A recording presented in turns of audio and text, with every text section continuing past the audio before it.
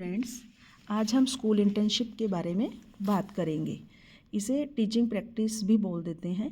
जो आपने अपने स्कूल में करने के लिए जाना है, उन फाइल्स की बारे में आज हम डिस्कस करने वाले हैं। फेज़ 1 की दोनों ही फाइल के बारे में आप डिस्कस कर लेते हैं। तो सबसे पहले लेसन प्लान की फ़ाइल के बारे में बात कर लेते हैं। इसमें आपके टोटल 60 लेसन्स रहेंगे और 15 इन ईच सब्जेक्ट आपके हैं हिंदी, इंग्लिश, मैथमेटिक्स, ईवीएस। अभी ईवीएस के अंदर क्या है कि मान लो आपने एसएसटी के 7 लेसन ले लिए, तो साइंस के आपके कितने रह गए 8 लेसन, तो टोटल कितने हो गए ईवीएस के 15 लेसन। इस तरीके से आपका इस फाइल के अंदर लेसन प्लान का रिकॉर्ड रहेगा। अब हम बात कर लेते हैं दूसरी फाइल के बारे में। उसके हम 1 बाय 1 कुछ पॉइंट्स हैं उसको डिस्कस कर लेते हैं। तो सबसे पहला पॉइंट अपना है टीचर कॉम्पिटेंसी, शिक्षक की दक्षता। दक्षता को इंग्लिश में क्या कहते हैं? एफिशिएंसी। अर्थात शिक्षक में वे सभी गुण, क्षमताएं और व्यवहार होना जिनसे वह बच्चों को सही, सरल और रुचिकर तरीके से पढ़ा सके। कहने का भाव यह है कि एक शिक्षक की दक्षता केवल डिग्री में नहीं बल्कि उसके पढ़ाने के तरीके, सोच और व्यवहार से पहचानी जाती है। अब इसमें क्या क्या चीज़ें आपने क्या क्या पॉइंट आपको करने हैं, इसी पॉइंट के अंदर ही विषय का ज्ञान होना एक टीचर का बहुत ज़रूरी है। उसके बारे में अब आप अपना मन के अंदर ये बना लेना कि आपको जो सब्जेक्ट से रिलेटेड है, आपने अपनी क्लास के अंदर जो करना है, जो टॉपिक बढ़ाना है और किस तरीके से उसको आगे बढ़ाना है, कौन कौन से स्टेप्स आपने करने हैं, वो आपने अपने माइक्रो टीचिंग में सीखे ही हैं, वही स्टेप्स आपके रहेंगे। जैसे फॉर एग्ज़ाम्पल के तौर पर मैं आपको एक एग्ज़ाम्पल दे देती हूँ। 2nd क्लास के स्टूडेंट हैं, है ना, अभी 2nd में आकर भी उसको अपना प्लस करना नहीं आ रहा, तो अब यहाँ पर आप वो कौन सी टेक्निक लगाने वाले हैं, वो स्तर टीचर का क्या है, वो समझ की एक बात है। अब हम बुक्स से ना कराकर फिर क्या कोशिश करेंगे कि बच्चा क्या करेगा, उसको आ ही नहीं रहा, तो टीचर ने क्या किया कि अपने हाथ में एक हाथ में उसने 3 पेंसिल ले ली और दूसरे में उसने 2 पेंसिल ले ली। अब उसने उसको जोड़ करना सिखाया, तो उस बच्चे को वो ईजी लगा, तो उस बच्चे ने वो कर लिया। ये है टीचर का अपना एक अपने सब्जेक्ट के प्रति एक समझ भी। मेरे को बुक से अगर बच्चे को समझ में नहीं आ रहा है, उसको वहाँ से समझ में नहीं आ रहा, तो उसको उसने कैसे डील की। इसमें और भी चीज़ के आगे अब हमें क्लास को कैसे कंट्रोल करना है, क्लास मैनेजमेंट की बात भी आएगी इसमें, है ना। तो कक्षा को, अपनी क्लास को कैसे हमने टैकल करना है। कई बार बच्चे क्लास में शोर तो अब करेंगे ही, बच्चे बातचीत भी करेंगे, तो एक टीचर के अंदर वो क्वालिटी होनी चाहिए कि वो अपनी तरफ बच्चों को अट्रैक्ट कर सके। वो मान लो अगर आप कहानी पढ़ा रहे हैं, कविता पढ़ा रहे हैं, तो उसको गाकर आप करा दीजिए, है ना, या कुछ क्लैप कर दीजिए या ग्रुप डिस्कशन करा दीजिए, ताकि बच्चा आपकी तरफ अट्रैक्ट हो जाए और क्लास भी शांत रहे। ये भी एक कंट्रोल करने का अच्छा तरीका है। कोई एक्टिविटीज़ हम करा सकते हैं, है ना। और तीसरी बात इसमें क्या है, टीचर के अंदर क्या होना चाहिए, अच्छा व्यवहार होना चाहिए, मृदुभाषी होना चाहिए, सरल भाषा का उपयोग होना चाहिए। ये सारी चीज़ें भी इसमें आ जाती हैं। फॉर एग्ज़ाम्पल जैसे पर्यावरण संरक्षण, जल संरक्षण, इसकी जगह मान लो बच्चों को नहीं समझ में आ रहा है ना, तो हम सिंपल लैंग्वेज का यूज़ कर सकते हैं। पेड़ पौधों को बचाना, पानी को बचाना यहाँ पर कह सकते हैं, है ना।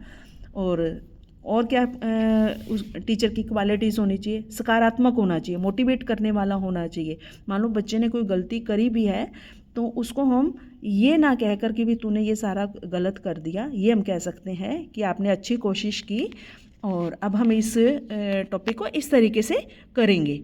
ये एक अच्छी बात है। तो निष्कर्ष रूप में मैं ये कह सकती हूँ कि टीचर कॉम्पिटेंसी का असली जो मतलब है वो यही है कि टीचर में क्या होना चाहिए कि ज्ञान, समझ, धैर्य, प्रेम व सही तरीका होना बहुत ज़रूरी है।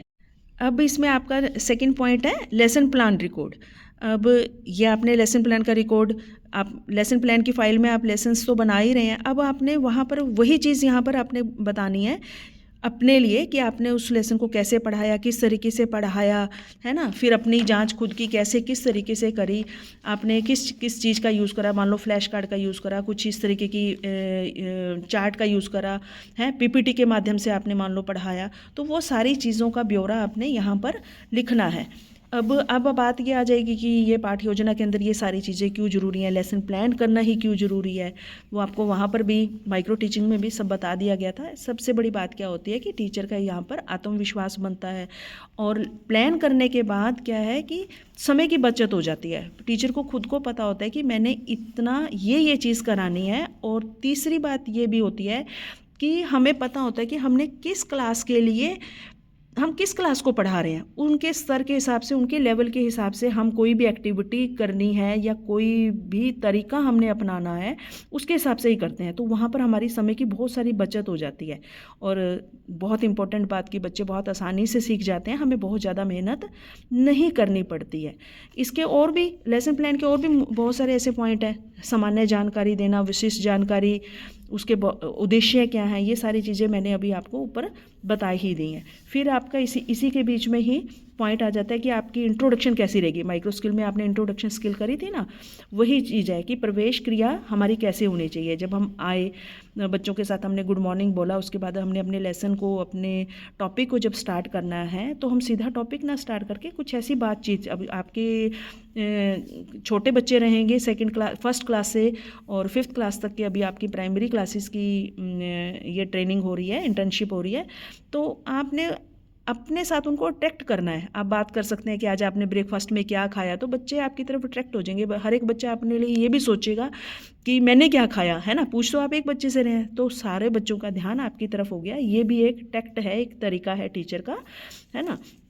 नेक्स्ट आ जाता है इसमें शिक्षण विधियाँ कैसी हों। आप कौन कौन सी विधियाँ, मान लो आप कहानी पढ़ा रहे हैं तो आप अच्छे डायलॉग्स कुछ बोल सकते हैं, या आप कोई क्वेश्चंस कर सकते हैं, या कोई एक्टिविटी, ग्रुप डिस्कशन, इस तरीके की चीज़ें भी आप वहाँ पर कराकर बच्चे को टैकल कर सकते हैं, अपनी क्लास को अच्छी तरह से डिसिप्लिन में ला सकते हैं।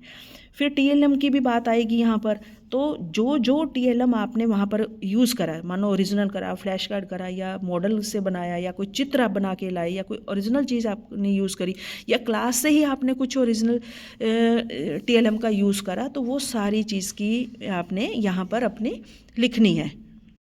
अब नेक्स्ट आ जाता है observation record of teacher lessons, यानी कि शिक्षक के पाठों का अवलोकन। अब अवलोकन यहाँ पर ऑब्जर्वेशन की बात आ रही है ना। तो आपने ऑब्जर्वेशन कैसे करनी है। मान लो वहाँ पर कोई टीचर पढ़ा रहा है तो उसका आपने ऑब्जर्वेशन करा, या फॉर एग्ज़ाम्पल हम पढ़ा रहे थे, आप सुन रहे थे, तो आपने ऑब्ज़र्व करा कि मैं आपको कैसे पढ़ा रही हूँ, कैसे टीच कर रही हूँ, मैं कौन कौन सी टेक्निक्स का यूज़ कर रही हूँ। अगर आपने उसको ध्यान से सुना और मैंने आपका फीडबैक लिया, आपसे कुछ क्वेश्चनिंग करी अपने लेसन को कराने के बाद, अपने टॉपिक को कराने के बाद, और आपने उसका रिस्पॉन्स बहुत अच्छे से दे दिया, तो इट मीन्स क्या हो गया कि आपने उसका अवलोकन बहुत अच्छे से करा, बड़े ध्यान से आपने उस बात को सुना। नेक्स्ट पॉइंट आता है हमारा इसमें टीचिंग लर्निंग मटेरियल, TLM, शिक्षण अधिगम सामग्री। अब TLM की क्या इम्पोर्टेंस है, इसके एग्जांपल्स तो मैंने आपको सारे दे दिए हैं। मैं इम्पोर्टेंस के बारे में यहाँ पर थोड़ी सी बात कर लेती हूँ, बाकी आप पिछला आपको पता ही है। TLM का जब हम यूज़ करते हैं एक टीचर के लिए बहुत बेनिफिशियल होता है। क्या होता है कि उसका जो पढ़ाने का तरीका है वो बहुत इंटरेस्टिंग हो जाता है ना, बच्चे जल्दी सीख जाते हैं। बच्चे जो स्लो लर्नर होते हैं उनको भी बेनिफिट मिल जाता है, और जो नहीं पढ़ना चाहते हैं उनका भी इंटरेस्ट इसमें बन जाता है। एक अच्छी समझ के साथ कर सकते हैं बच्चे। TLM का ये बेनिफिट हमें। नेक्स्ट आता है peer observation record during internship, सहपाठी अवलोकन। अब वहाँ पर आप के साथ और भी बच्चे होंगे जो इंटर्नशिप के लिए आए हुए होंगे, है ना। तो उनकी ऑब्जर्वेशन आप कैसे कर रहे हैं, वो लेसन को कैसे पढ़ा रहा है, उसकी स्टार्टिंग लेसन की कैसे हो रही है, उसकी डिलीवरी लेसन की कैसे हो रही है, वो सारी चीज़ें आप नोट कर रहे हैं। हो सकता है कि उसने बहुत अच्छे तरीके से उसको लेसन को डिलीवर करा हो, स्टार्टिंग उसकी लेसन को इंट्रोड्यूस बहुत अच्छे तरीके से करा हो, तो आप वहाँ पर उसको कहेंगे कि एक्सीलेंट, है ना। अगर नहीं करा है तो उसको सुधार करने के लिए आप कह सकते हैं। ये आपका पीयर डिस्कशन हो गया ऑब्जर्वेशन के बाद, ठीक है। अब इसके बाद नेक्स्ट आता है एक्शन रिसर्च, यानी कि क्रियात्मक अनुसंधान। इसे रिमेडियल टीचिंग भी कह देते हैं, अर्थात उपचारात्मक शिक्षण। अब इसका मतलब यह है कि कक्षा में बच्चे की किसी समस्या को पहचानना, उसका कारण जानना और उसे सुधारने का तुरंत उपाय करना, ये है एक्शन रिसर्च के अंदर। अब इसमें ये नहीं है कि हम कोई टेक्निक बुक्स में से समझेंगे फिर हम बच्चों से करवाएंगे, ऐसा कुछ भी नहीं है। जैसे पीछे अभी एक एग्जांपल मैंने पेंसिल वाला दिया था कि एक टीचर ने क्या करा, जोड़ बच्चों को सिखाने के लिए क्या किया था, वही एग्जांपल यहाँ पर, यानी कि तुरंत उसकी समस्या का हल करने की कोशिश करी, है ना यहाँ पर। तो वही चीज़ आप यहाँ पर एक एग्जाम्पल भी आप इसमें डालकर आप बता सकते हैं, ठीक है ना। और इसमें क्या क्या मेन इम्पोर्टेंट है, इसका क्या बेनिफिट है एक्शन रिसर्च का। कई बारी क्या होता है कि बच्चे ना पढ़ना ही नहीं चाहते, और कुछ बच्चे क्या होते हैं कि सब्जेक्ट से भी डरते हैं, कुछ है कि कुछ लिखने में भी गलतियां करते हैं।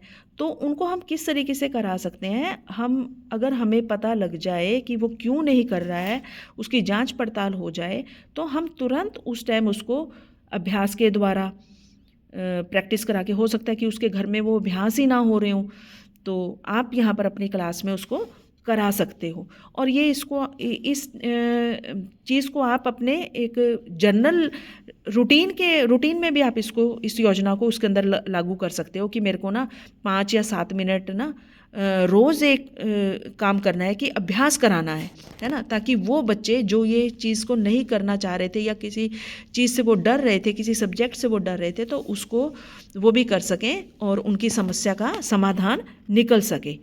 ठीक है। आपका नेक्स्ट पॉइंट है रिफ्लेक्टिव जर्नल, आत्मचिंतन डायरी, यानी कि ये आपकी खुद की डायरी है। अभी आपने जो अपने लेसन को डिलीवर करा है उसमें आपने अपने अनुभव लिखने हैं कि मैंने लेसन को कैसे डिलीवर करा, मेरे अंदर क्या क्या चीज़ें थी। अपना खुद का आत्मचिंतन करना, ये सारी चीज़ उसके अंदर आ जाएगी कि मैंने लेसन को अच्छे से डिलीवर करा या नहीं करा, या मैंने कोई कमी छोड़ी। अपने आप को खुद को पता चल जाता है कि मैंने ना आज यहाँ पर ऐसे करा, क्योंकि जब हमारा रिस्पॉन्स भी आता है ना, बच्चों के फीडबैक भी आता है बच्चों के थ्रू से, तो तब भी हमें पता लगता है कि इसका मतलब मेरे अंदर कुछ ऐसी कमी रह गई जिसका मुझे आज यहाँ पर सुधार करना है। तो क्या होता है कि एक टीचर जो है ना, खुद अपने आप को भी सुधार सकता है, अपने अनुभवों से वो सीख भी सकता है, और ये सारी चीज़ें करने से खुद के टीचर का आत्मविश्वास बढ़ता है, क्योंकि वो नेक्स्ट डे और उससे अच्छा करके ही जाने की कोशिश करता है। हर टीचर ये कोशिश करता है कि आज का मेरा जो टॉपिक रहे वो बहुत अच्छा डिलीवर हो, बेहतर हो। तो इससे हम ये चीज़ सीख सकते हैं। नेक्स्ट हमारे आ जाता है पॉइंट प्रेजेंटेशन, यानी कि प्रस्तुतिकरण।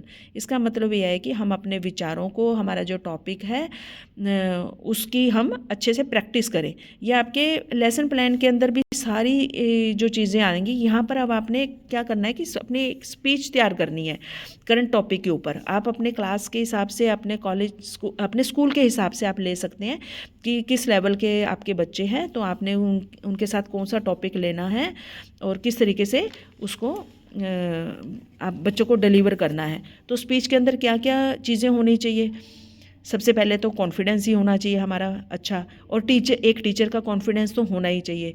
दूसरी बात कि हमारा जो टॉपिक हो वो हमें बिल्कुल उसकी पूरी गहरी बातें तक पूरे सब कुछ उसकी पकड़ हो, स्पष्ट हो, क्लियर हो सारी कंसेप्ट हमारे को, है ना।